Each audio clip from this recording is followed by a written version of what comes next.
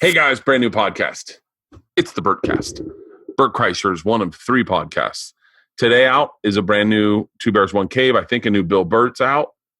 And then I dropped this one. I got Jesus Trejo coming up this week. He's got a new special coming out on Friday on Showtime. But we are here today to talk about my big white whale. I've been trying to get Patton on the podcast for a long time. I am a huge fan of Patton Oswalt, as you'll find throughout this podcast. I think, look, I'm not embarrassed of the fact that I'm in love with stand-up comedy and I'm in love with great comics. I love great comedy. And Patton is one of the best. I first saw him at the El Rey. Zach Galifianakis was doing a show there, and I went to go see Zach. I'm obviously a huge fan of Zach's. This is before they started doing the Comedian's Comedy, one of my favorite documentaries ever. I watched it when I think it was on Comedy Central, and you had to watch chunks of it. And I went to watch Zach there. Zach was, I want to say Nick Swartzen was wrestling a watermelon. It was like a really weird show. But Patton did just straight stand-up. And he told this joke that fucking floored me. I mean, really honestly floored me. It was about his DVR. We talk about the joke a tad bit here. But, yeah, I've been trying to get him on the podcast for a long time. I'm a huge fan.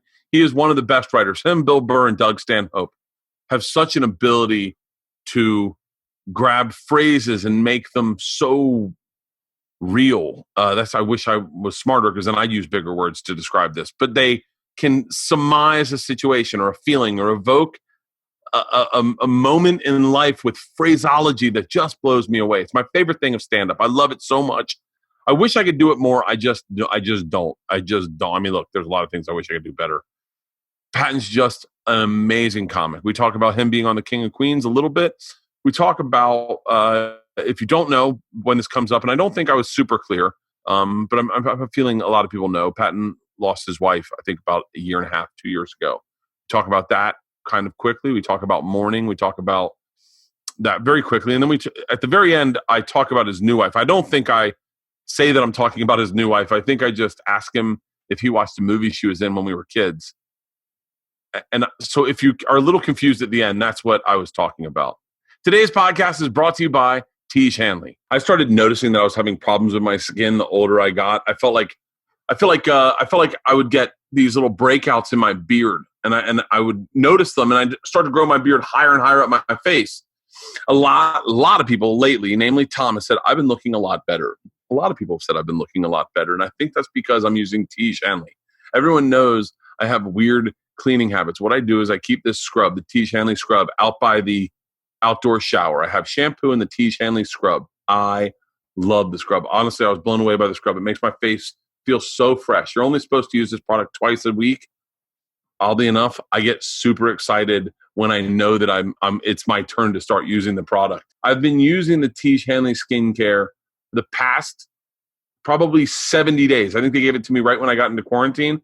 And I've never felt or looked better in my face. They've got free U.S. shipping standard, no coupon code required. They ship to most other countries as well. And since Tiege Hanley sells directly to the customer, you can get Tiege Hanley's high-quality skincare products for a super affordable price. Because Tiege Hanley's sponsoring the podcast, they're offering my listeners a great deal. Just go to Tiege.com/Bertcast. That's TIEGE.com/Bertcast to claim your offer and get started for just $25. I'd like to thank all our sponsors today. You'll hear we have a few mid-rolls, so bear with us, everybody. This pays the bills, and in times like these, I'm sure everyone can understand that that you got to do what you can do, pay the bills around here. Listen, we're trying to make a new podcast studio. I got big guests coming, and this is one of them, man. I'm telling you, I'm so excited about this podcast. I hope I don't geek out too much. I hope you guys don't look at me like, Jesus Christ, Bert, get a fucking room. But I'm just a huge fan of his. He has just had such an amazing career. I didn't even talk about the movie he did, The Fan, which was when he played a fan. I think it's called The Fan. Was it called The Fan? It was when he played a New York Giants fan who kind of lost his shit a little bit. It was such a great fucking movie. I talk a little bit about the comedians of comedy. We talk a little bit about nerd culture, about how it's like, what it's like having daughters. We talk about being a parent a tad bit. It's a great fucking podcast. It's a really great fucking podcast. It's called Big Fan. The biggest fan? It's called Big Fan. Big fan. Big fan. My bad. Yeah. It's a great podcast. You're going to love it. I'm going to run through the list of ones we've got backlogged. We're going to put the brakes on doing podcasts for a little bit because I am fucking overwhelmed. I've done so many podcasts. We got one coming out with Joe Buck and Oliver Hudson. We got one with David Wayne. We've got this one with Patton. Tomorrow we're going to release Jesus Trejo, who's got a special airing Friday night on Showtime. We got a podcast with Mark Norman, John Reap, Jay Farrow, Jessica Curson, Matt Eisman. I mean, we're locked and loaded. I'm trying to put out as much content as possible for everyone. I got a big announcement coming up that I'm sure I maybe bring up in some of these podcasts, but I haven't really officially announced. And I will let you the second I do announce, I'll let you know. Obviously, you know that. He's got a new special streaming right now on Netflix called I Love Everything. Ladies and gentlemen, without further ado, stand-up comedian, author, actor. I don't think he has a podcast. With a brand new special on Netflix called I Love Everything. Ladies and gentlemen, Patton Oswalt. He's the man, the myth, the legend, the fucking machine. Where are you? You in your screening room? Yeah. Where are you? I'm in my man cave. That by the way, if that doesn't define the two different men right there. I am consistently, all the things I love are the things comics love to make fun of men about. Like I am Kevin James from King of Queens. Well, I mean, this is just all I have is a movie nerd's version of a man cave. I'm just watching movies. Like that's what I like doing. I've got my Criterion channel and I'm happy. So, and I get just as wound up about this shit as people get wound up about sports and wrestling. It's the same nerdiness. It's just different fuel. So I tried to write I can't judge people on like what they're nerdy about because I have the exact same energy. I tried to write a joke about the Last Dance, the Jordan documentary, being Game of Thrones for sports. But Game of Thrones was you were one of the guys that I remember held like Game of Thrones nights. Yes, exactly. Yeah. Yes, I did. And by the way, sports doc, I don't watch sports as it happens, but sports documentaries I love. I've watched every 30 for 30, that Muhammad Ali documentary on HBO, any sports documentary. I watched all of Adam Carolla's racing documentaries on Netflix. I love that world because the personalities are so goddamn crazy. Yeah. Oh, 100%. Because they have to be. They have to be kind of crazy in order to win. Like they have to believe that they're gods. Do you think it's fascinating that in a weird way our culture now, and I say this because when you were growing up, this never would have happened when you were a child, but our cultures now celebrate the same intensity people love sports with as the same intensity they love comic books and Star Wars and fantasy and movies and literature. Isn't that crazy? Well, but I wonder, is that because our culture's gone that way, or because in the 70s, sports were where the money was. So it made sense for the people running it to get people feverish about the Super Bowl, the NBA championships, because of the money. And then they couldn't figure out a way to monetize people being into comic books. And then when the technology caught up and they could make Spider-Man swing around and Wolverine's claws pop out, they went, and they already had the model from decades of making sports fans go crazy. And it feels like they put the same model onto superhero films and superhero culture. I'm not a big comic book guy. I'm not a big nerd culture guy. My daughters, oddly enough, are both obsessed. One's obsessed with anime and one is obsessed with comic books. I mean, really? Oh yeah. Oh, wow. Yeah. But you know what it is, Patton, is that the same way I don't know your relationship with your father, but I'm assuming for some reason because it's DC, I think I know it, or Virginia, but it's like the way that maybe fathers didn't embrace us as children when our personality started to shine. I had a great avenue in Nerdist Meltdown or in Meltdown comic books as a comic to lean in and go, hey, my daughters are into some shit. Can you help me? And man, right. And say what you want. And I say what you want about sometimes the snobbery of culture. And you can see that places. Man, every fucking person I've ever met at a comic book store has been cool as shit to me going, I don't know what I'm looking for. I just need help. Like, and they've been amazing. Umbrella Academy is like our thing. Mm-hmm. My oldest daughter's obsessed with Umbrella Academy, The Runaways, like all these great, and it was just cool dudes and chicks at comic book stores going, come on, let's go for a walk, and walking me around and showing me what they're into. Or if they like this, let me lead them over here because I've got 8 other things they love. Yeah, I mean, I also think there's a lot of you and I, we grew up in that era where sometimes your parents would try to force their likes on you, and my mom and dad, neither of them were into science fiction or any of that. My dad was a big sports guy. My mom, just didn't care about any of that. So I found what I was supposed to find by myself. So I'm very much about, my daughter isn't really into superheroes all that much. And I'm not going to be a jock dad about superheroes with her. Like, you're going to watch every Avengers movie. You're going to understand. I showed her the first Star Wars and she was like, it's fine. I don't care.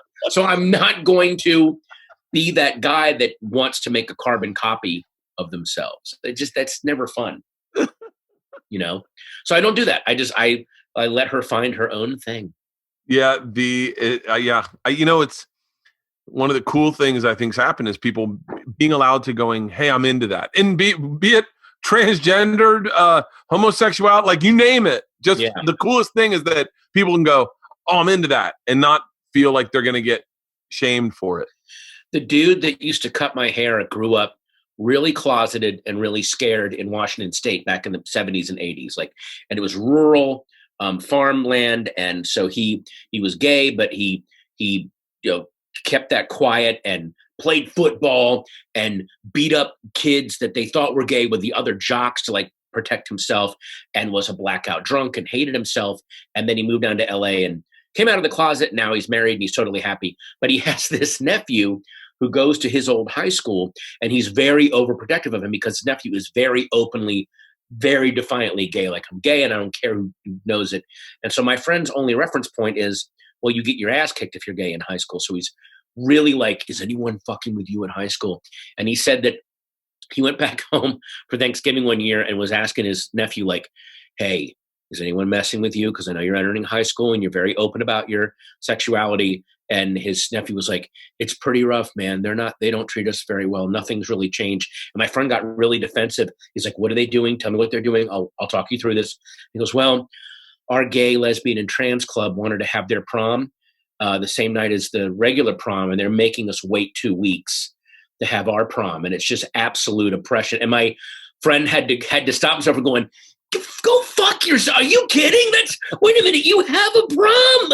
It was just those different shifting things was so hilarious that he was suddenly you don't know how hard we had it. It was just hilarious, But yeah, and the stuff that used to be such a big deal for us growing up, not only is it not a big deal, it's not a deal at all. You couldn't even do, it's weird to do TV shows now where I've noticed, because a lot of the young adult shows that my daughter watches, my daughter's in the 4th grade, and they have characters that are gay and lesbian, and it's not a plot point. It's not, that's not a story anymore. It's just some of your friends are gay, some of them are, no one gives a shit anymore. It's just not a thing.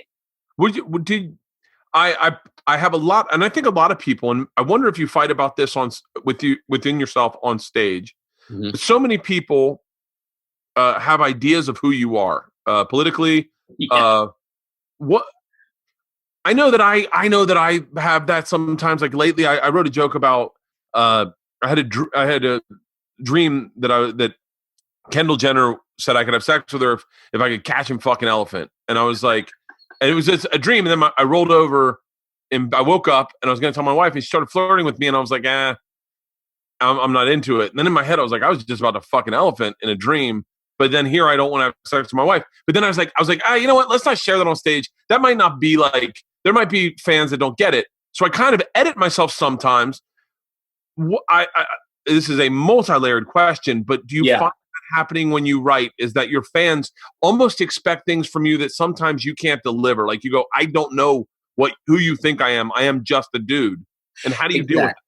Well, my thing now that I keep really hammering to people is as far as political correctness goes and this whole woke culture, we have to have 2 things at the same time.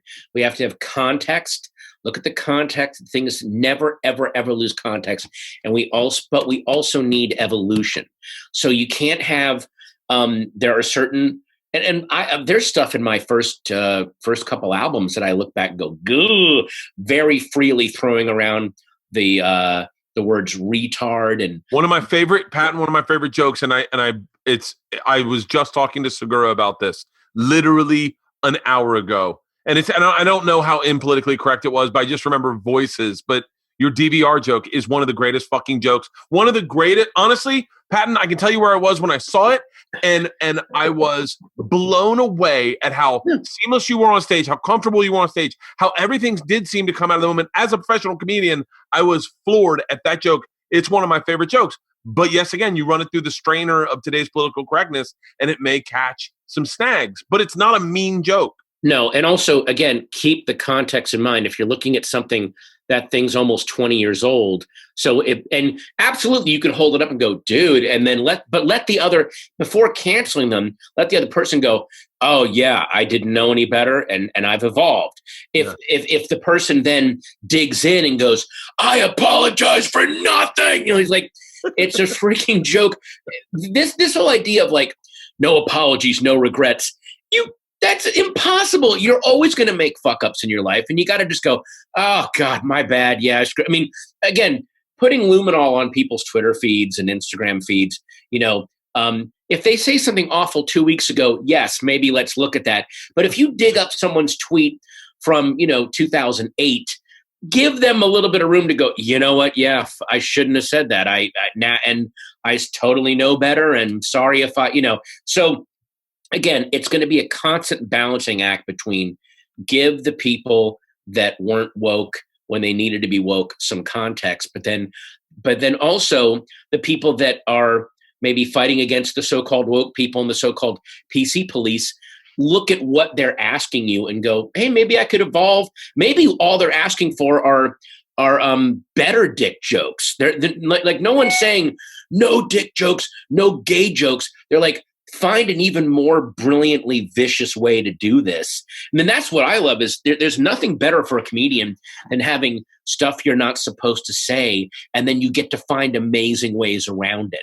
Yes. So the two worst things are anyone can say whatever they want. Well, now there's no risk. Or don't say these things and everyone just immediately shuts down and no one goes that way. The best thing is that great sweet spot in the middle where like, I know I'm not supposed to say this, so how do we find the middle ground here? And it's perfect. Like that's so much fun. Someone told me one time, it was Jim Jeffries has a joke about Oscar Pistorius, and they were saying, well, I love this joke because he's just doing a disabled joke, really.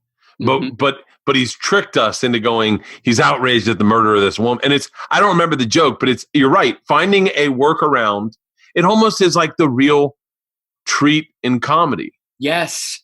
I remember Emo Phillips, who was one of the best joke writers alive. One of the best joke writers ever. Like on another level, they should just, and by the way, they should teach his jokes to beginning comedians of, don't try this at first. You need to work up to this. This is where you'll get to. He had the best Woody Allen joke I've ever heard, which is, and imagine it in his voice, where I'll try to do his voice a little bit, where he goes, Sun Yi was 9 years old when Woody Allen first met her, and he waited till she was 18 to have sex with her. Patience of a saint. Like there's so many levels that they're like the cluelessness of him saying it, that like just that kind of, I just love those workarounds. Yeah, I do too. That's what people should celebrate now is the workaround. Thank you, PC culture, for giving us the ability to do the workaround now, because then you really get those startling moments. People going, oh my God, wow. And you know what? I would argue comedy has always had that standard to an extent. Yes. Like, if you did a lazy, just hurt someone's feelings kind of joke, I remember Colin Quinn calling out someone in an article one time going, hey, we get it. You say you're just a dick joke comic, but strive for more and then let us call you a dick joke comic. God, that's great. Well, that's like, it always bums me out when like a comedian is in a I just believe that the best audience is always whoever you're performing in front of at that moment. And comedians that I used to tour with that would go, well, we're in Roanoke this week, so you don't really mean these people are all fucking idiots. How about let them maybe rise to the occasion, treat every audience like they're going to surprise you, and don't have expectations for them. I mean, there's brilliance and quirkiness everywhere. Don't just go, oh, we're in Tuscaloosa, so who cares? I'll just give them dick jokes. No, give them they deserve the best stuff. Well, that's the thing that that really blew my mind about, and I have to say, this is I call them like channel markers because we grew up in Florida, so you're always going out to the ocean. You always look for the channel marker to know that you would be safe, and to kind of give you guidance of where things could also go. Comedians of Comedy is the greatest. I might have watched that 100 times. It was my warm blanket. The same way Fletch was when I started college, when I had kids and I wanted to do the road and I was barely doing the road, doing some feature work, but I was in my apartment. I would open a bottle of wine and I would just start at beginning to end, watch the entire, I want to say it was like a 6-part. They did it in episodes the way I got it. Yeah. Well, and Comedy Central did episodes and Netflix did the actual documentary. So the documentary led into the TV show, but it was that idea of, I wanted to show, hey, do you want to do this? This is what comedy on the road is like. There is work to it. There is, actual just dull labor every day before you get to do the fun stuff. But it was also this great show of that. And you and Stanhope, and I would argue like Todd Barry, David Cross, were the first ones to say to really work outside the system. Yes. They were the first ones. I was very, very much inspired by Todd and David But you as well. That whole tour was worked outside of the system. But yeah, I'll give them credit as well. They were definitely the ones that you guys were all at the same kind of touchstone where you were like, I don't need to do comedy clubs. I can do this my own way. Yeah, I got to go find my audience. Because it also came out of me.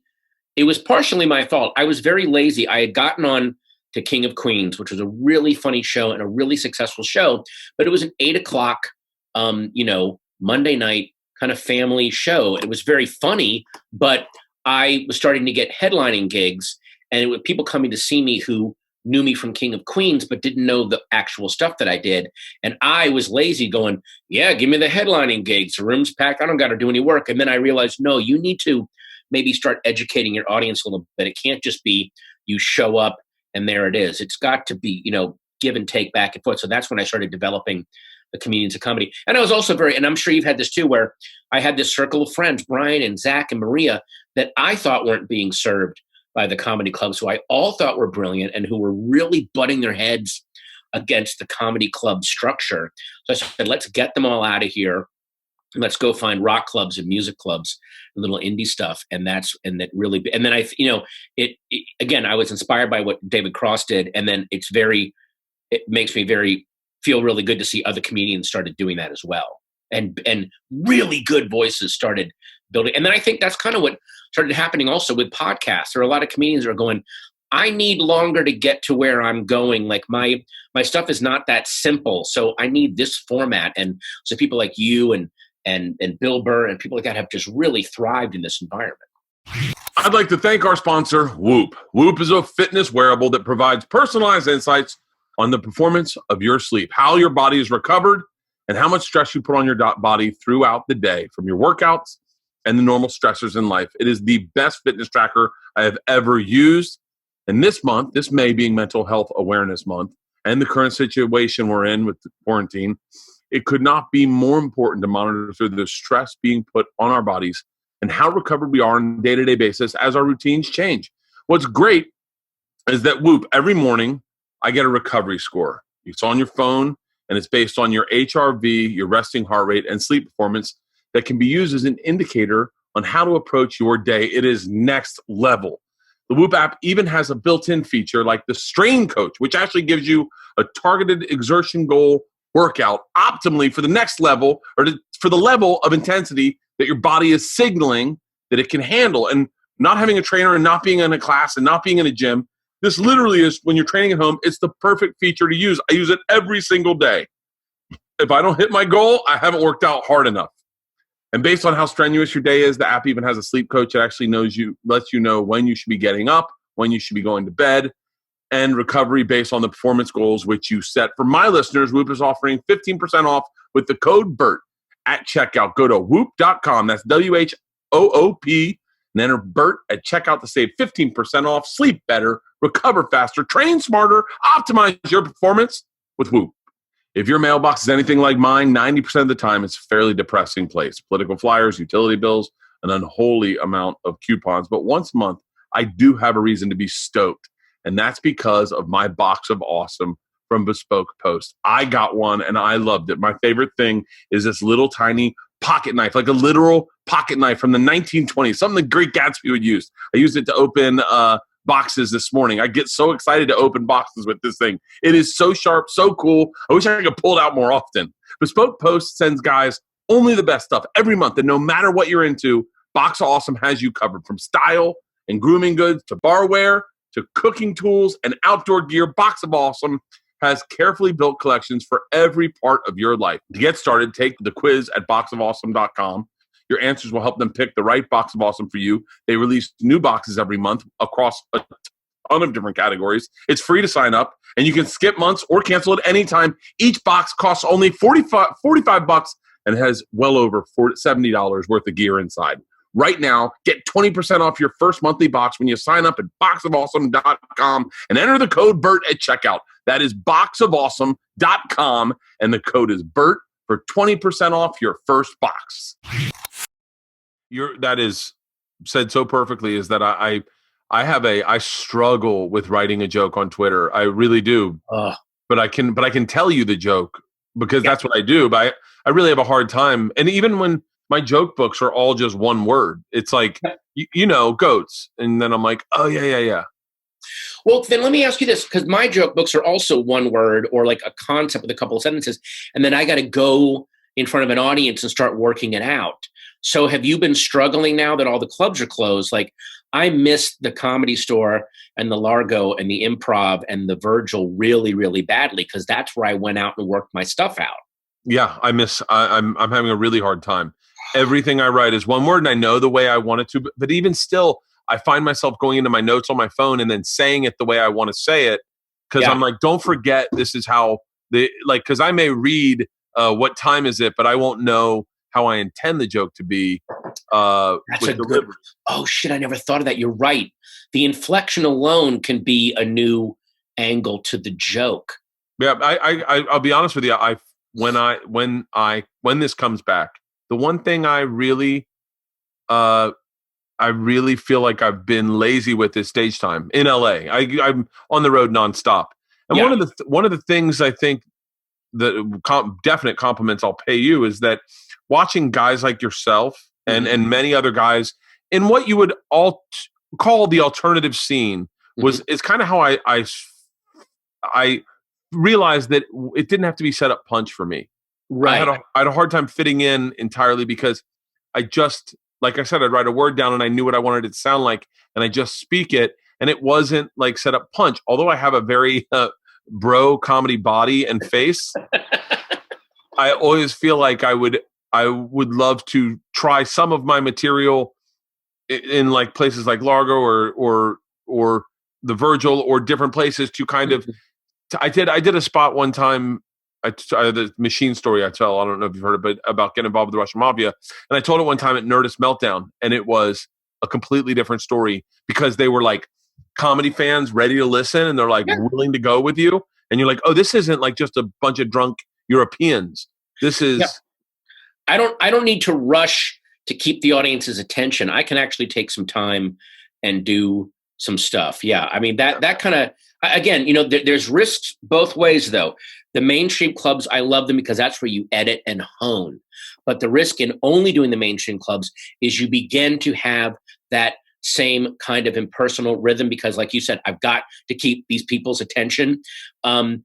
In the alt rooms where you get to write and explore more, but there's a danger there too. And this happened to a lot of comedians in the Largo days, which is the audience is so there for you, almost to a fault sometimes, that you don't learn how to edit. And you think that everything that I remember, I forgot who said it. Oh, Mitch Hedberg was on stage at the Largo one night, and he was doing a lot of killer jokes and a lot of half-form jokes that even he wouldn't say it out loud, but it's like they're just not there yet. He's working on them, but the crowd was going nuts equally for everything. Yeah. And then Mitch kind of stopped and he goes, "Beware of any comedian who writes for a half an hour and says they have a half an hour of material," which was kind of his way of going, a killer half an hour set at the Largo is probably about 8 to 9 minutes of solid material on the road. Like, you know what I mean? Like, you're upstream from the gold strike. So maybe, keep it in perspective. You know what I'm saying? That's what I think is so great about you and what you do is that you can take something, I hope you receive this as much as a compliment as it is meant. You can do observational material at times, but it has such your thumbprint on it that it doesn't seem as observational material. Your references, when you said, I just started watching your special this morning. First of all, fucking amazing. Everything about it is everything I love about a fucking special. I hit play and you tell a joke and it started and I'm like, that's what I'm talking about. Yes. That is my barometer on whether or not I'm gonna like a special is how quickly do we get into this? Yes. But one of the things I love is you talk about the color of the cereal boxes and you call them hospital white. And I go, this is an observational material about growing older and getting cereal, but you're such your own fucking thumbprint that you're like, and just when you say you're up steam from Gold Strike, how the fuck, what? Like, look, I read a lot. I watch a lot of movies. I like listening to people, how they talk different areas, different accents. And there are just certain phrases that hop out and they just lay dormant in my head until I need them. Like, I trust that something that I hear. I remember Stephen King said he actually doesn't keep a notebook. If an idea doesn't stay in his head, he knows it's not worth pursuing. That's why he doesn't bother writing things down. That's how trained he is now. And I still write stuff down, but there's other stuff where I'm like, I trust that when the time comes, that thing will leap forward. And then that's where that came from. I write them down and I think I write them down in there's a commercial for Noom. Noom's a weight loss app. And this guy, it struck me funny because it's the only way to say this respectably. He goes, "I'm a third generation candy maker."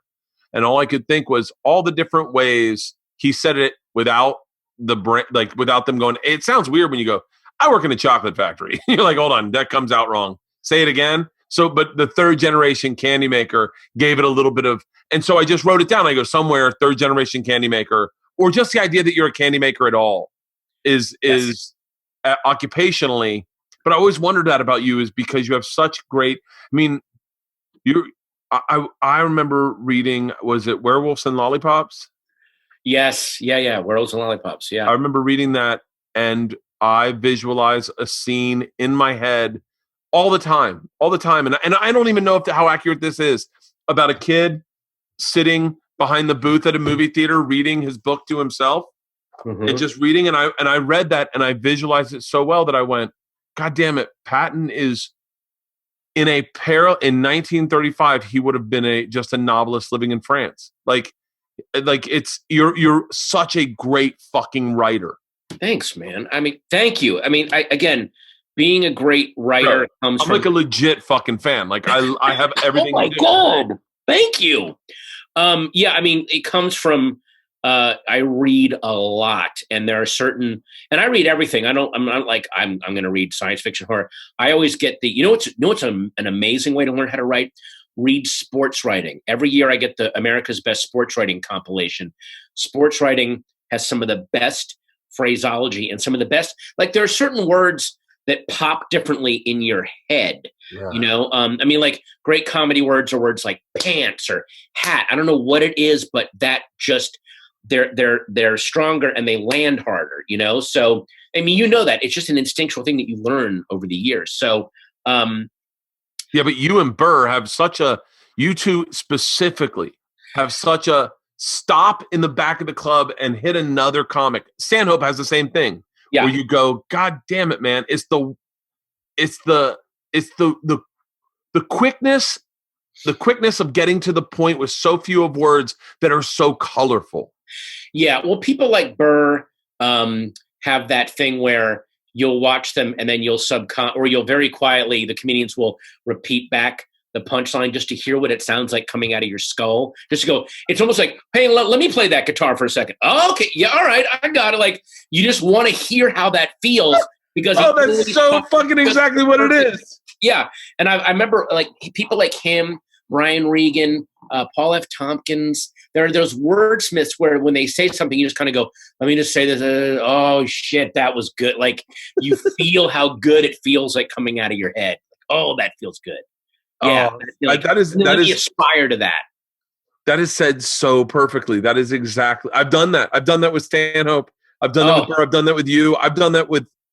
It's amazing. That is other comics. Just it's like I want to try that guitar. God damn it! You're so like. Well, Stanhope especially is so aware of it. Like there are moments, there are certain punchlines of his where you all but hear him smacking his lips as he says it. He's so happy that he's about to say this phrase like, oh, here comes the really juicy bite of steak. Here we go. Like there's actually a moment like that. And I was very, very proud of myself. This is a bit of a brag.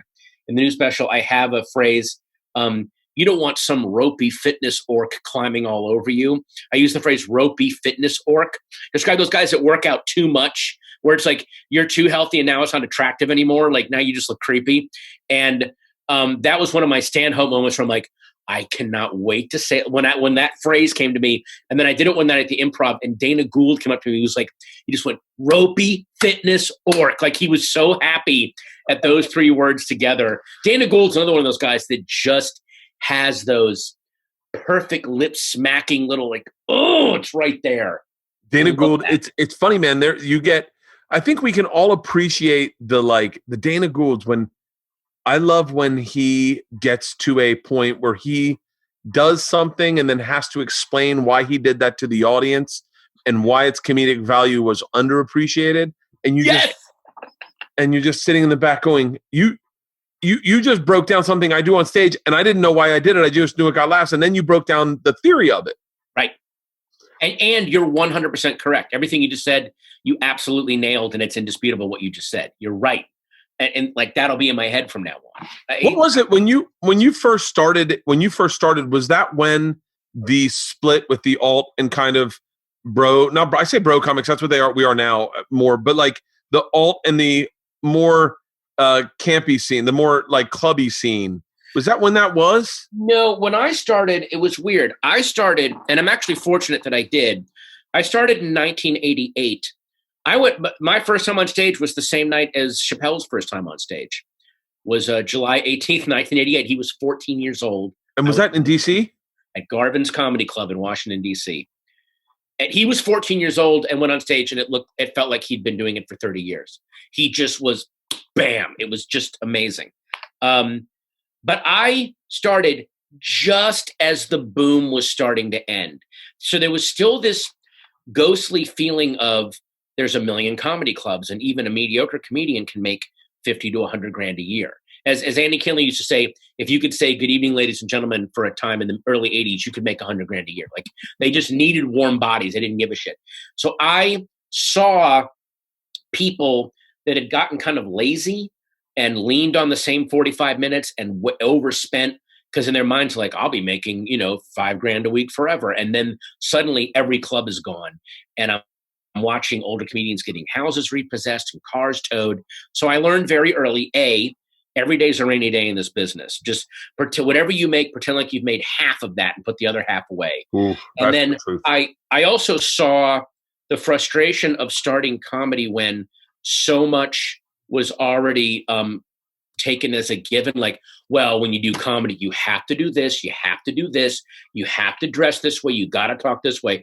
And then when it all collapsed and I saw all these people just kind of set adrift, and then I moved to San Francisco in 92, that was when I saw the beginnings of the so-called alt scene, which were comedians that just wanted to do it even if they had to have day jobs. Like they just wanted to be on stage doing their own thing. And that kind of built that scene up from there. And weirdly enough, even though if you're calling it like the bro comics or the club comics, but those guys, the so-called bro comics, still came out of the same motivation of, I want to do this no matter what.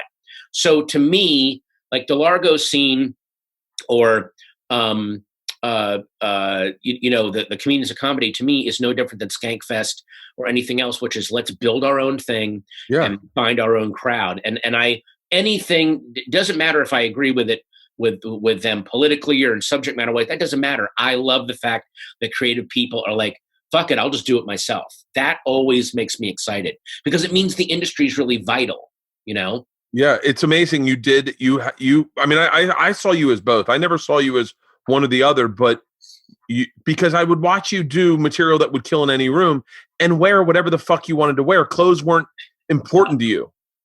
And again, I remember it was there was that thing of like, well, that just wasn't my crowd. And I think it was Louis C.K. said to me, make any crowd your crowd.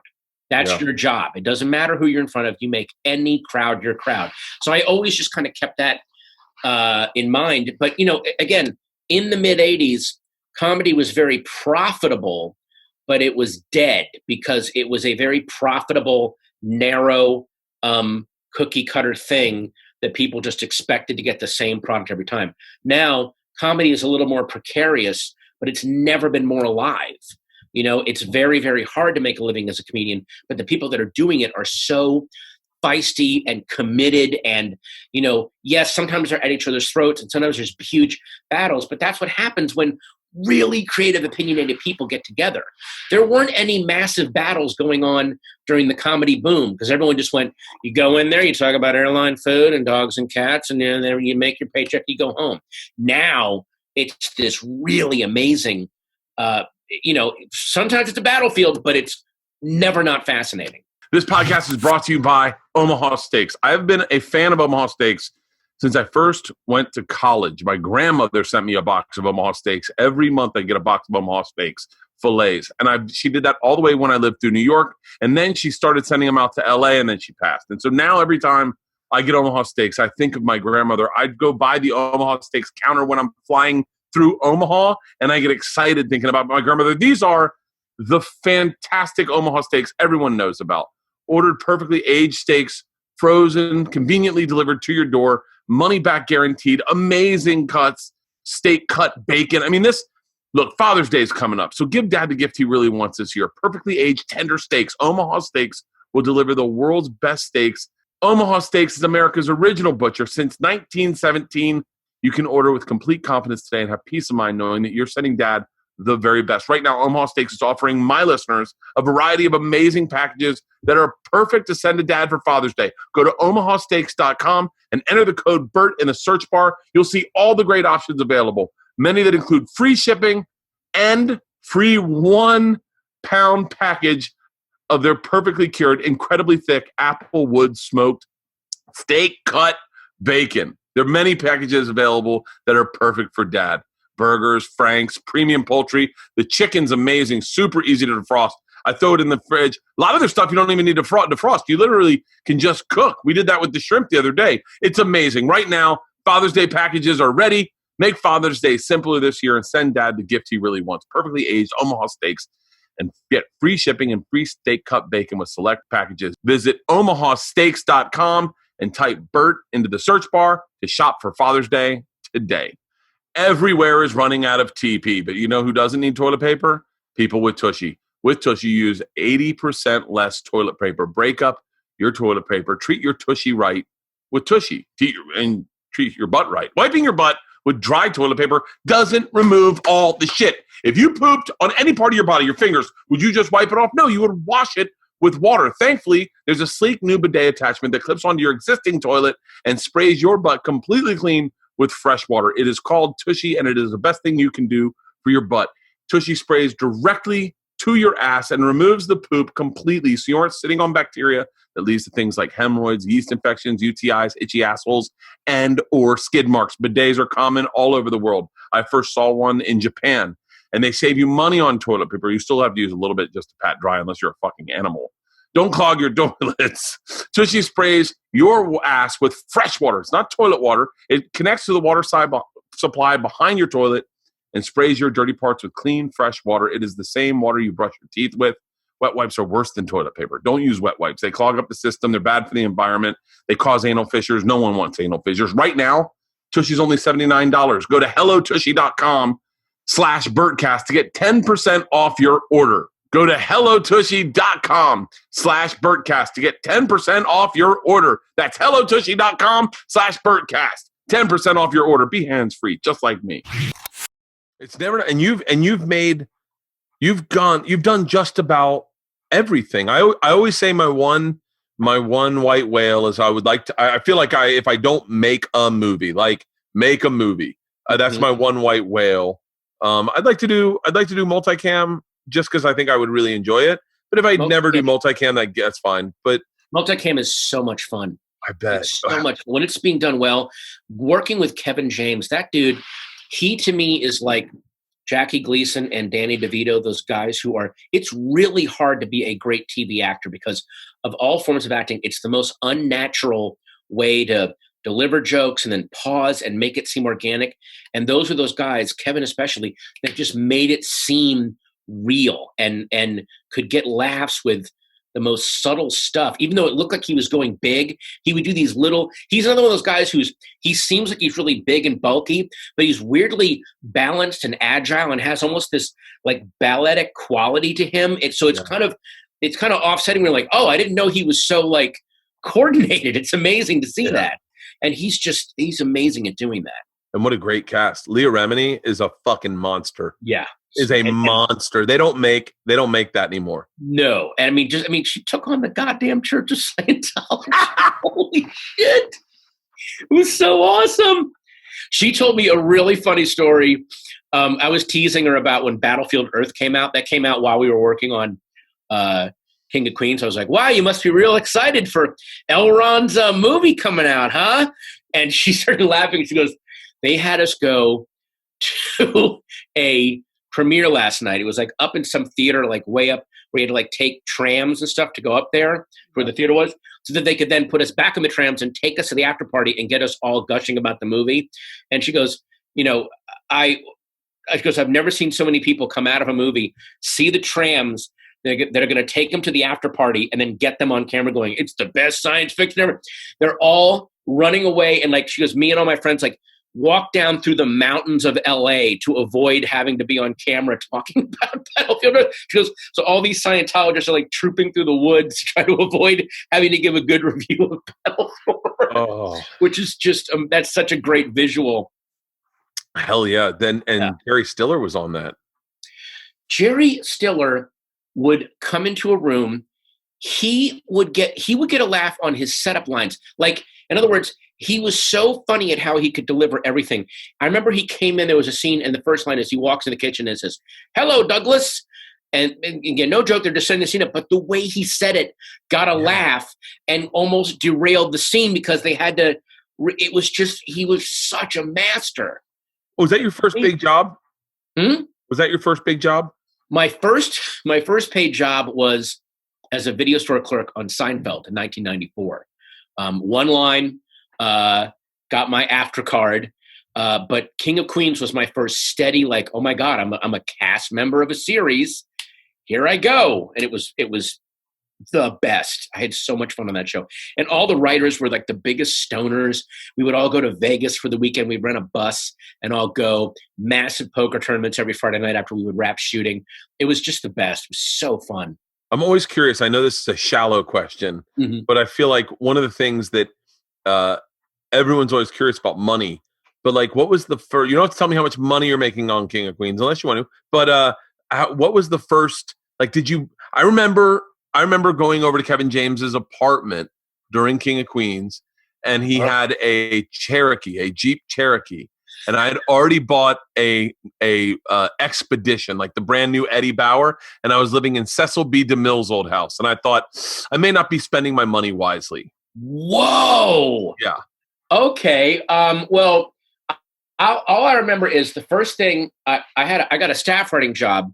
Was my first actual big job on Mad TV for 2 seasons. The first thing that I did was all the money I made on that.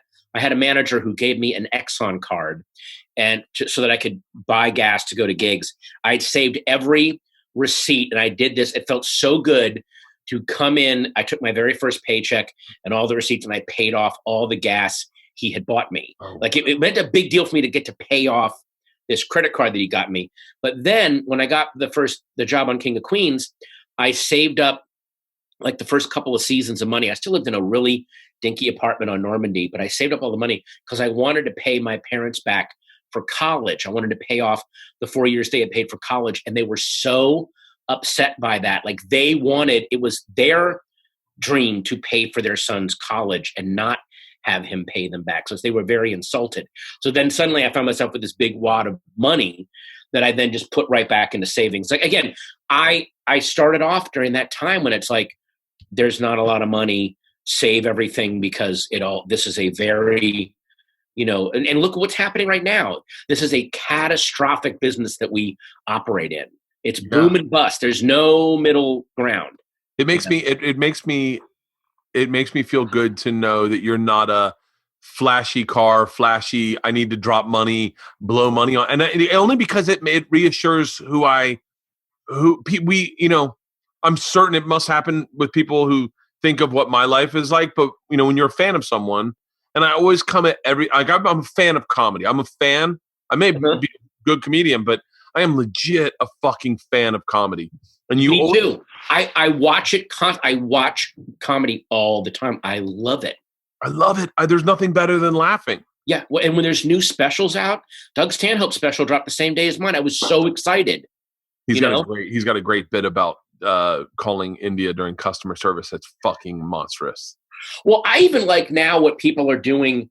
That thing that Tom Segura, that film he shot to promote his tour, where he's doing the dancing. Oh, don't dare promote Tom. He did that for me. I fucking started that, right? I know he did. That's what I love. It was so hilarious to me, though, that he's just openly, with the most unsubtle, sweaty stealing from Bert Kreischer. And also, he's opening it up with these other dancers going, God, he's horrible. He's probably he's so, oh, God, that made me so happy that, even the way they're promoting things, I was like, I got to work on my promo videos for my tour, because I usually just let them cut together something for my last special. I'm like, no, that's a new high bar. I got to do something really good.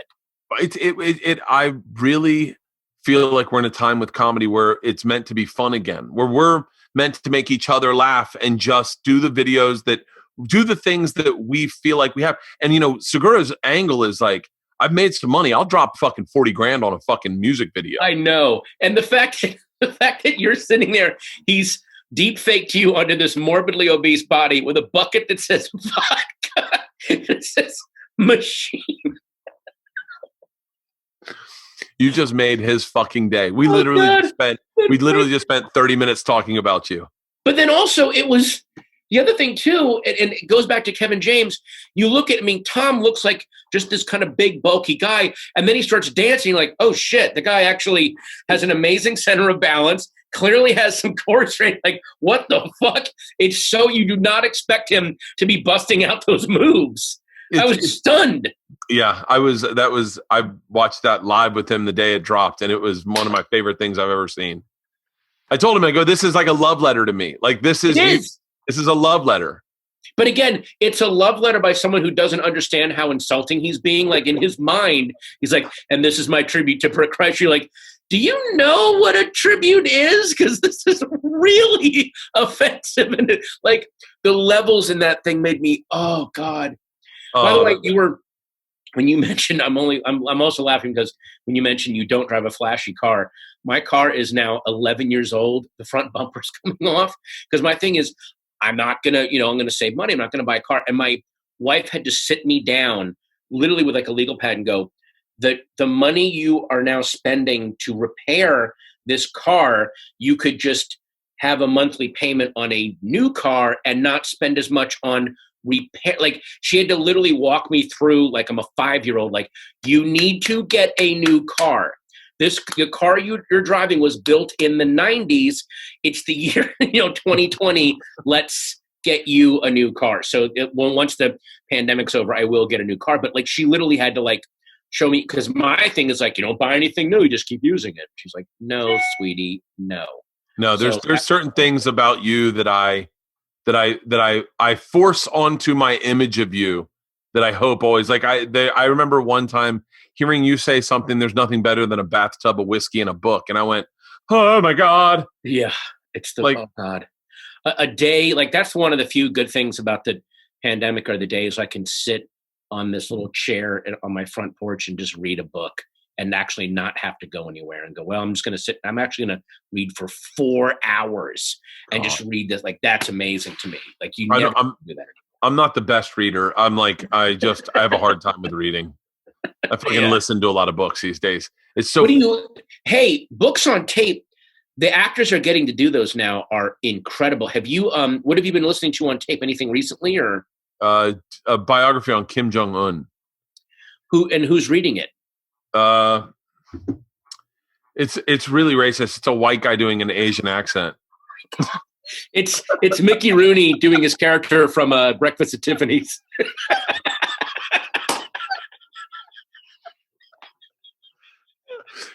No, I don't know who's probably. It's a chick, and she keeps saying Kim, but referring to him, his father, and his grandfather. She just refers to him as Kim, and so it's super fucking confusing. One of the best books on tape. It's a book. Tell me right now. This is a great segment of this podcast. Please give me. I'm writing them down. Patton, give me some good books on tape, or just good books. Well, the book itself, World War Z, is just a fun read because remember the movie World War Z? The book is written like an oral history, like it's 10 years after the zombie outbreak, and they're just interviewing different people that survived it. So they talk to a scientist, a soldier, and stuff. For the book on tape, they cast it. So it's like Alan Alda, Mark Hamill, Melissa Leo, Rob Reiner, all talking about their experiences. And some of the stuff, it's so weirdly timely about how like there was a zombie attack on Congress. All of the government was wiped out. Some guy that was like an undersecretary of education, a local one, like up in Massachusetts, they had to go down the whole line, and then he became president. He's like, I was just running a school district, and then suddenly I got to be the president. It's like Rob Reiner trying to explain. It's such an amazing listen where you go like, oh, this is what the oral history of COVID-19 will sound like later on. Oh, wow. All the insane mistakes they were making. And Mark Hamill plays a special forces soldier who is trying to explain, like, we were using too high caliber ammunition and it would go straight through the zombies, and we had to learn to use lower caliber stuff so it would hit them and stick inside them and maybe stop them. But the really high power stuff just went through, and they would just keep coming. Like, it was just amazing how, and you didn't think about that stuff like, oh yeah, wait a minute. If you did shoot too close and too powerful, it wouldn't do anything because it just goes through them. You gotta, so just, I mean, it's just such a fun thing to listen to because it's so well directed and well cast. Do you know who I thought you'd always like? This is once again me putting onto you what I think you'd like. James Michener. Did you ever read him? I read his books growing up. He would take like one subject, do a massive, like just the whole thing. But I've never listened to them on tape. Are they good? I haven't listened on tape. I read those. I stopped reading at a certain age where I was just like, I actually talked about this today. I heard Seinfeld one time say he saw people at a workplace. They went to lunch and then they went back to work, and he was like, I started looking at my comedy that way, and then I was like, I can't shut my brain off. Like I don't get a lot of. So even what was happening is when I started stand up and I would try to read, as I was reading, I would start writing in my head, and so I would disappear. Well, but that's good. That I think. I mean, there was like when I really got into comedy and it became full time. For about, I'd say 2 decades, I just didn't read that much because all I wanted to do was write comedy. And now that I have a little more reading room, then I'm getting back into reading again. You should have those years where you just don't. Also, that's another thing, too. When people talk about TV shows from the late 80s and early 90s, I have a huge gap because I was always in the clubs. I don't think I've ever seen an episode of Frasier or Friends, or not that those are bad shows, but those were the nights. I didn't have a DVR. I couldn't, I'm like, I got to be out in the clubs. I was out, even if I wasn't performing, I was out watching stuff. Never saw The Sopranos. All the stuff I never watched. Yeah, I never saw The Sopranos. It was when I was working. Because that's when you were, whenever you're first starting, whenever the bug hits you, a lot of pop culture you just won't be into because you're like, no, I just want to watch stuff. What's your favorite book you've ever read? Like, is there a book you've read, like my wife, twice? Oh, there's a book by James Elroy called The Black Dahlia. I've read 3 times. It is one of the darkest, most fascinating crime novels.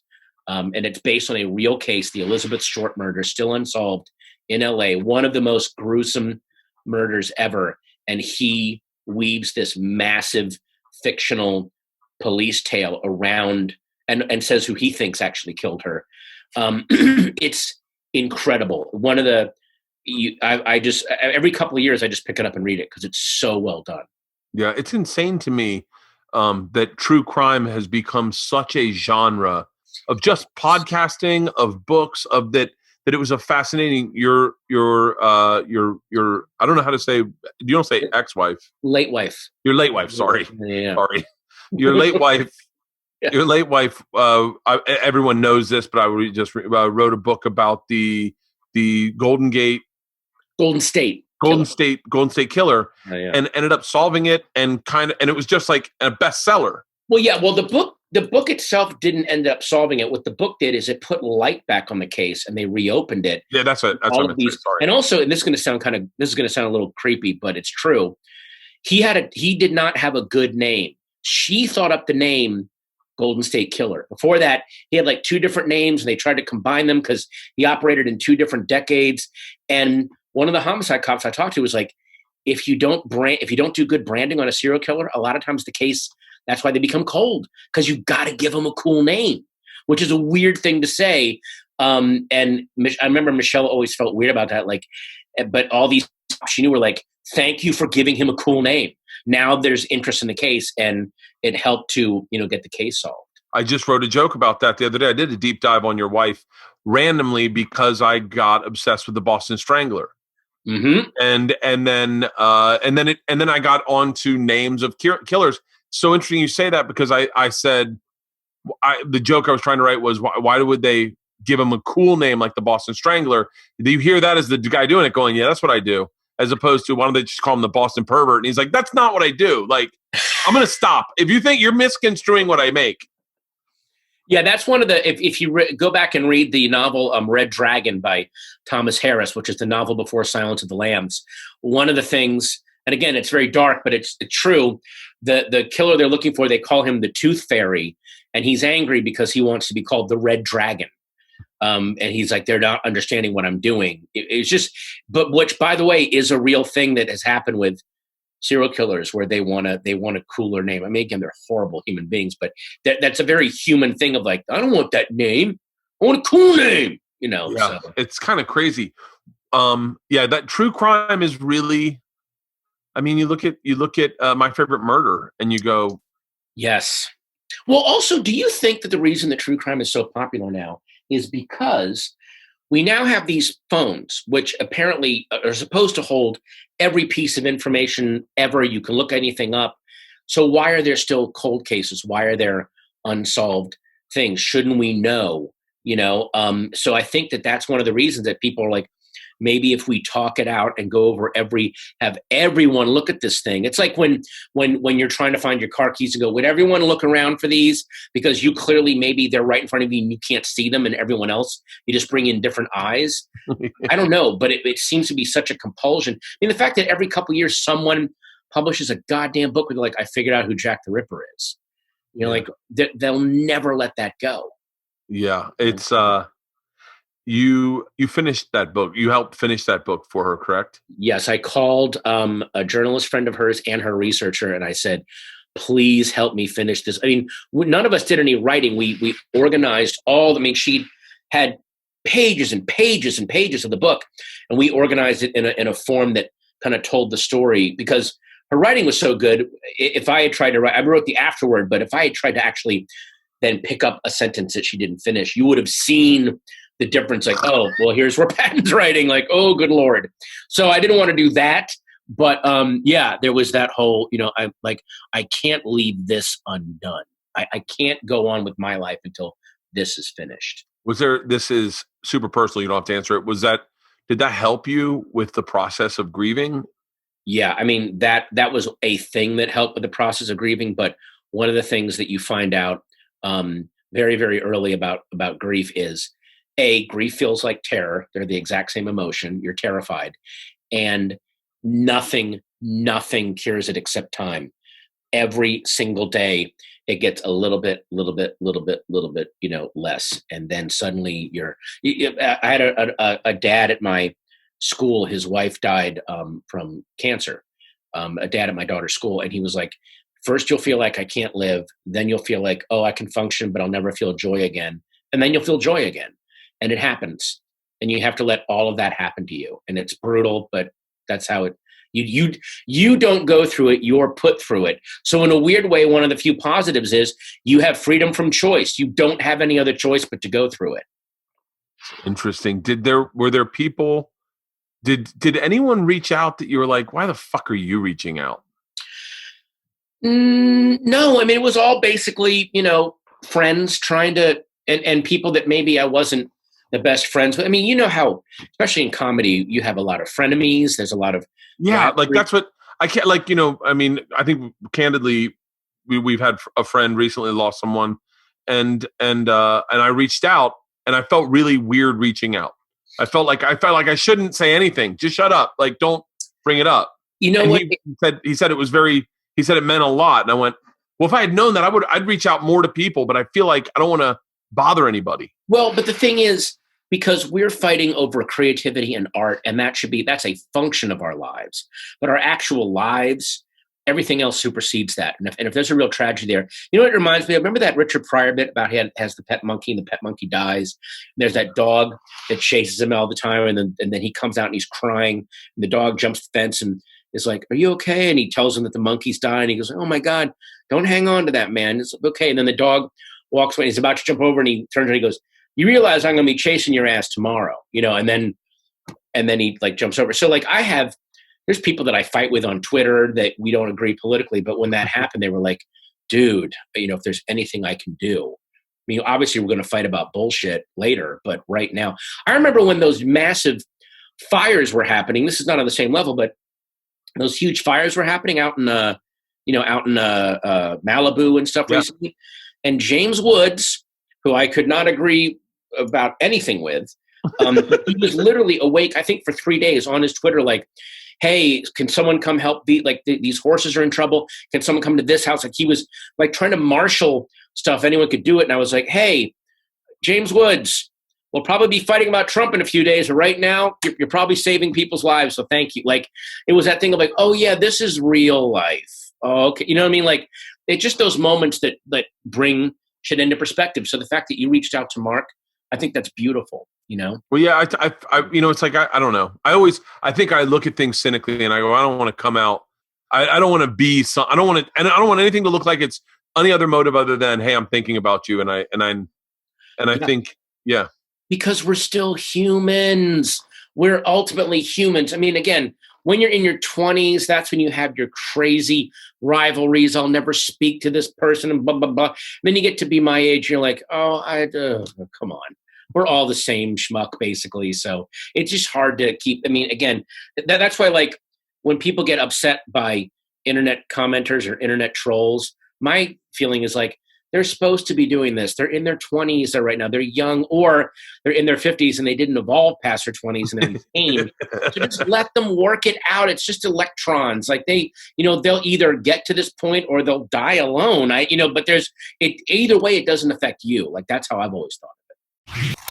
I'm sure you've heard me talk about hymns and how they're helping guys look their best. And if you haven't, it's time to listen to what they're all about. 66% of men start losing their hair by the age of 35.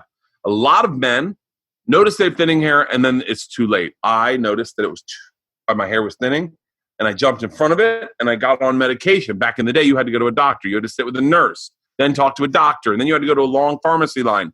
You don't have to do that anymore. The best way to prevent hair loss is to do something about it while you still have it. Don't be one of those guys that turns to gas station solutions or snake oil pills. That's bullshit. You see those all over the place. Don't do it. Forhims.com is one-stop shopping for hair loss, skincare, sexual wellness for men. This is a company created by a man who realized that some conversations for men for example, hair loss or ED, are better to have online than in person. So you don't have to go to a doctor like I did. It connects you, For Hims connects you with real doctors online, which would save you hours. It's completely confidential and discreet. Answer a few quick questions, doctor is going to review, and if they determine it's right for you, they can prescribe you the medication to treat your hair loss that is shipped directly and discreetly to your door. Right now, my listeners can start with their first month for free. Go to forhims.com/Bertcast. That's forhims.com/Bertcast. Prescription requires an online consultation with a physician who will determine if a prescription is appropriate. Offer valid only if prescribed. 3-month minimum subscription. Additional restrictions apply. See website for full details and important safety information. Remember, that's forhims.com/Bertcast.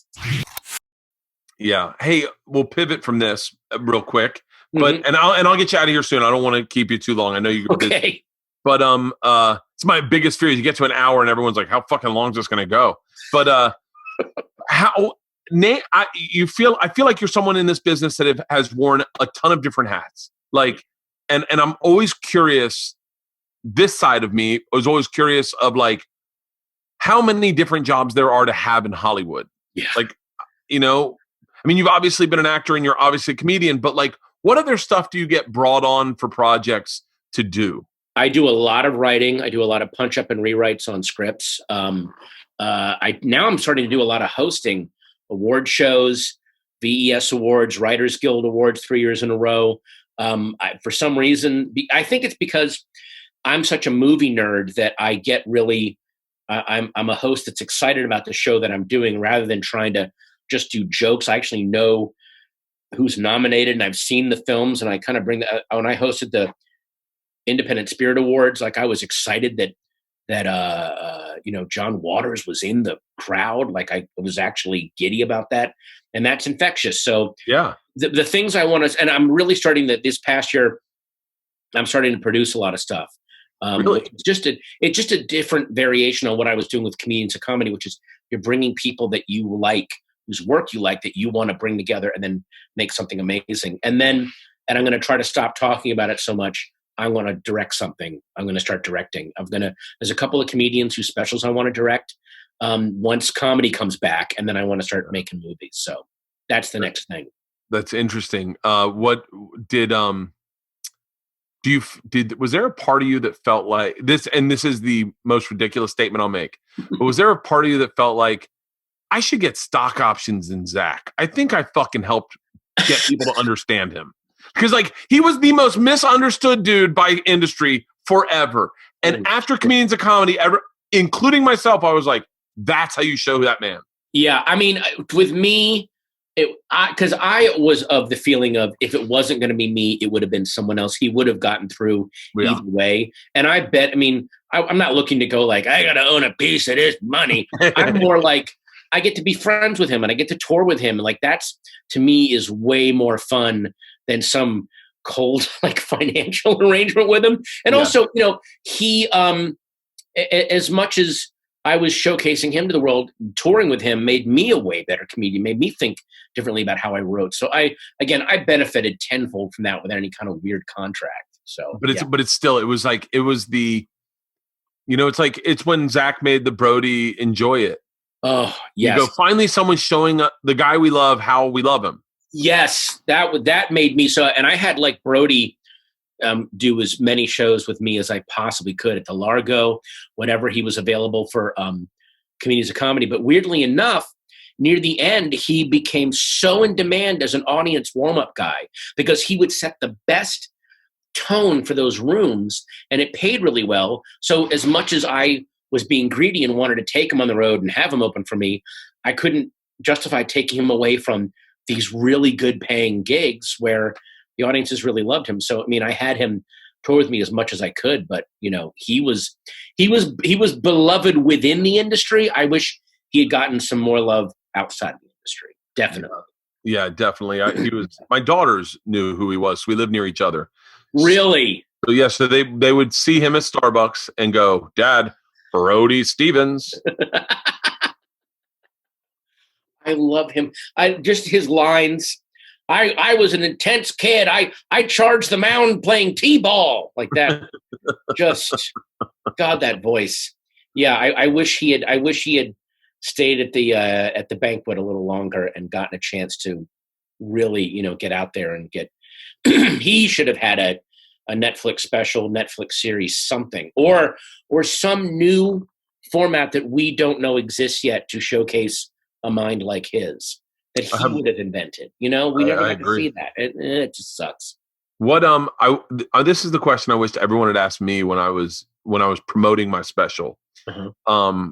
And you don't go into detail. I just want little hints, okay? Like, and I'll give you examples from mine. Okay, so yeah. What's the joke? I'll answer first. What's the joke you're most proud of? And you don't have to say the joke, but in my thing, I called it Black Starbucks. That was my joke where I went and I'll tell you why I felt because it was a layered joke. It wasn't what you thought it was. It wasn't what you think the joke was. It was something else, and I loved that joke. What's the joke you're most proud of? Mine, and again, I get it. There's going to be a bit of a humble brag, but I really am so happy with the Denny's bit that closes the special. It's kind of a new level of writing for me, and the special's been out for 2 days. People are already making animations of it, artwork. I'm getting sent stuff like it's getting people like it's one of those things that's taking a life outside of it, and people are adding to it. They're adding to the world that I map out in that, and that as a writer and as a comedian always feels amazing. So the fact that I'm already seeing that 2 days in, I'm not humble bragging. I'm openly bragging. I'm so happy about that bit. I'm so happy that I wrote it. It's so much fun loving a bit that you have where you go, I loved it. I was really proud of myself. Well, that gets back to that whole thing. I start my special mid-joke. I'm just telling a joke because all my other specials, you see that the openings get shorter and shorter, and because I'm just like, I just want to get to it. And then I re-listen to, there's a 1964 live album. It's Jerry Lee Lewis in Hamburg, Germany. It is a 24-minute live album that he put out. Maybe the best live album ever. No prelude, no good evening, folks. Just it opens and he's banging on the piano and here we go. And it does not let up. And I wanted my special to have that energy. Just let's go. It's almost like the older you get, the more you can strip it down. I think when you're young, you're like, I have so much to say. What if this is my only special? And you front load it with all this bullshit. Now I'm just like, let's just go. Let's go. What joke in your special do you feel like is textbook Patton? Oh God, textbook Patton. I'll answer it first. My jokes about my daughters and my family. I go, that's the Bert that you liked in Secret Time. You get that. You get all that comes like I put it. I was very, very particular about the way I structured my hour because I didn't want to put. I wanted to put newer stuff that I was prouder of the way I was writing and wasn't normally talking about up front. And then the stuff that I did that people liked me for in Secret Time, I put in a second 30 minutes. Oh, that's a cool way to structure it. Because I didn't want people to turn it on and go, oh, it's a joke about his daughter. He did this last special. Right. I wanted them to go, oh wait, what is this? I wanted to confuse them a little bit and go, I think it worked. I know I got the retention rate on my special, so I think it worked. But mine was. The thing that's most Patton is the whole thing about breakfast cereals, right? Take this disposable. It's another food joke, but it's this seemingly disposable computer product that no one thinks about twice. Then I go into, well, what is this actually saying about us? Just like with the Famous Bowl, just like with Black Angus, like, is there a bigger human thing that's being said with this frivolous, piece of stuff? So yeah, that was the most Patton. What was the names you did not pick for the special? I gotta say, I came up with I Love Everything pretty early, and I was because that's what I called the tour. Yeah. So I don't think I had other. I think the only other I was almost going to call it Yelling, but then when I looked at it, I'm like, I'm not yelling that much on this one, so I didn't yelling that much. Didn't really fit. I'm like, I'm older, I'm not yelling. So, what were your other names? I was just looking that up right now. Ooh. I know that I had to write them out. Titles. Here we go. Are you ready? All right. Belly laughs. Oh yeah. Hold on. I'm just gonna run through them because we've got a fucking list. Okay. Whoa. Okay. Here we go. Belly laughs. Third trimester. Skinny fat. GD American. Pits and pussies. Gun show. Ripped. Yoked. Hey big boy. That was there where it came in. Visceral. 225. The skinny special. Trimming the fat. hard pass. Autistically honest, 12 jokes, 4 stories. Nothing but nips. Bad dad, hot bad dad, hot dad bod. The Owl Special, Pony Boy Curtis. Rad dad, rad bod, bodied, full-bodied, and firing hot. Dude, those are great. The only thing the one I would have added would be father figure. Fuck! God, father figure is what I'm calling my next one. Father figure. That's fucking brilliant. Oh, Patton, that is fucking. But autistically honest works on so many levels. Can we find? I want to find a way. It's not. I mean, it's gonna. I would love to get a way to bridge the gap of nights where like guys like not just do spots, but like go out to dinner with like guys like me, you guys who still like to have a cocktail every now and then, yes, and just hang like Segura, Stanhope, Rogan, like and like Hussein, like yeah. I feel like there's a way of like you're such a brilliant dude. But we're all dads now, but that is the thing. I miss the hang. I miss doing an open mic, and then we all go sit somewhere and just hash over and someone will come up with a weird tagline where you're like, oh fuck, thank you. There's that moment in the Seinfeld documentary where he's working on the think tank joke, and he's like, it's not there. And then he's sitting down with Colin Quinn and George Wallace, and George Wallace riffs that one line, and you see Jerry's face go, that's it. That's like, I've got it. Like you see him get the hook right there. And so those moments, I really miss those. Well, dude, I only have one more question for you. Okay, what? Did you see Dream a Little Dream when you were in college? I did not see that movie because when it came out, I was just starting stand-up. But I did see the scene in the gymnasium where she's in the leotard with the goddamn top hat, and Corey Feldman is doing his Michael Jackson dance, and she is just like, and so there's moments when like I'll be around the house, I'm like, oh, I'm married to that girl. I'm married to fucking Lady Diamond. Dude, it was first of all, I'm a big like time travel, out of body type movie guy. Yeah. Yeah. When we were in college, freshman year, I must have watched that 1,000 times with Jeff Hartley. Wow. I mean, and to the point where I said we were talking about like crushes, like childhood crushes, and me and Bert, and he said, "Who did you have like a childhood crush on?" I said, I got to, and I say it only respectfully, but I go, Patton's wife was like in college. That was like all of our dream girls. Was like she was so cool. And by the way, this is still when both the Coreys were cool as fuck. Okay, I like, know. Fuck what anyone says. She was happy. She was so excited. She goes, "I got a Corey film, yeah!" So, but it's so cool. It's so fucking cool to know that the girl that we're all obsessed with, that we just ended up marrying a guy like you, like a guy that legit is brilliant, fucking hilarious, fun hang, and just an all-around artist and in love with everything that is fucking art. It's so cool that she didn't end up marrying some fucking polo player or some shit, She could have. So I don't know. She picked me. So I'm not going to question it. I'm going to roll with it, and I'm not going to try to keep quiet about it. Brother, congratulations on the special. Thank you so much, man. Bert, thanks. I'm so glad I got to do your podcast. And just like I said to Joe Rogan, when all this craziness is over, I want to come in. I like sitting and talking with people. Definitely, without a doubt. We're all doing as best we can here, but I want to come in and just hang. I can't wait, man. I'm going to play.